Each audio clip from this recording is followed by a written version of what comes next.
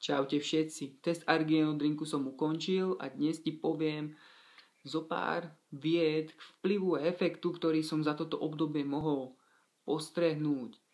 Užíval som ho najmä nalačno počas čiastočného hľadovania, čiže cítil som jeho čistý efekt, čistý vplyv na môj organizmus a odporúčam aj tebe užívať ho skôr nalačno, jak na plný žalúdok alebo hodinu, dve po jedle, pretože schválne som to skúsil aj týmto spôsobom, dal som si ho hoďku alebo dve po jedle, v žalúdku sa mi zmiešal, alebo proste aj v tráviacom trakte nejak došlo tam k rýchlejšiemu vstrebávaniu a môj žalúdok sa zmenil trošku na také pálivé peklo, došlo k plynatosti, nadúvaniu a pobolievaniu hlavy. Možno to poznáš, takéto šejkovanie zo strany na stranu a proste priskákaní, otrasy, takže bolesť hlavy skôr pri takých otrasoch.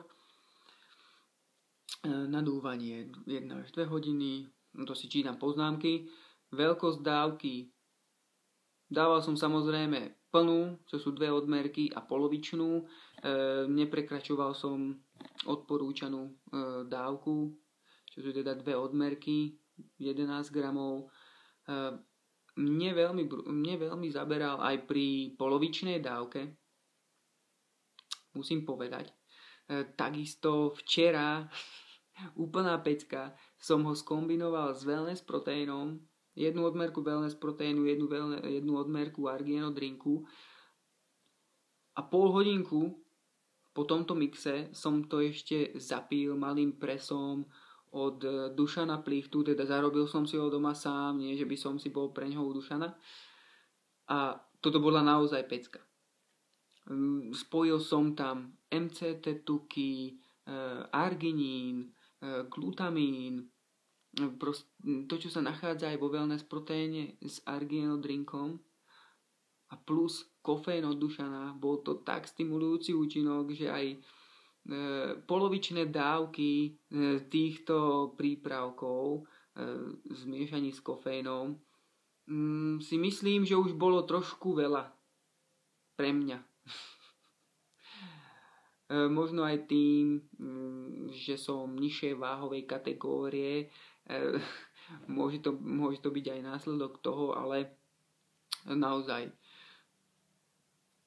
brutálny stimulujúci účinok. Či polovičná dávka, či celá dávka v zmiešaní s wellness proteínom docieliš aj vlastne využitie MCT tukov a ostatní a takisto BCAčiek, teda vetvených aminokyselín. Máš tam MCTčka, BCAčka, ktoré sa rýchlo vstrebávajú, arginín, ktorý ťa brutálne nakopne, citrulín malát, ktorý takisto predĺžuje účinok a oddialuje únavu, a ornitín, ktorý sa takisto v tele premieňa na arginín. Čiže toľko to k tomu mixu, čo som vyskúšal včera.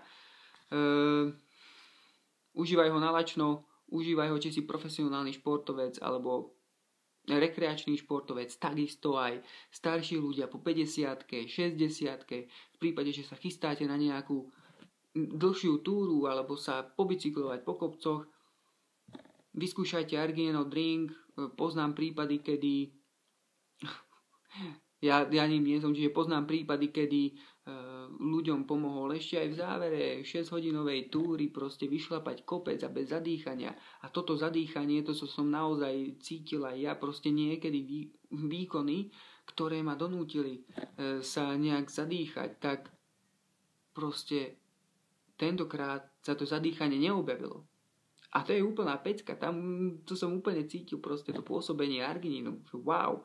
Takisto tie vplyvy, a efekty, ktoré sú tu napísané na dózičke, jak oddialovanie únavy, jak zvyšovanie sily a nárast svalovej hmoty. Určite to platí, v mojom prípade nárast svalovej hmoty hlavne počas tréningu, keď došlo naozaj k tomu brutálnemu napumpovaniu a potom ešte k tomu predĺženému efektu. A ešte čo chcem dodať, ak ideš na súťaž, testuj ho aj pred súťažou aspoň týždeň alebo 2 proste počas tých svojich vrcholových tréningov, toho maximálneho zaťaženia, aby si skutočne zistil a aby si si dokázal poriadne zmanažovať svoju energiu. Vážne brutálne nakopne, naozaj má silný efekt a potom sa mi už zo párkrát stalo, že proste som bol tak nabudený, že som to buď prepálil, alebo som bol až príliš vyhecovaný a srdce mi naozaj bylo 200-300. No, toľko k Gargino drinku, toľko k môjmu testu. Ak máš nejakú otázku, kľudne mi napíš do komentu alebo do správy.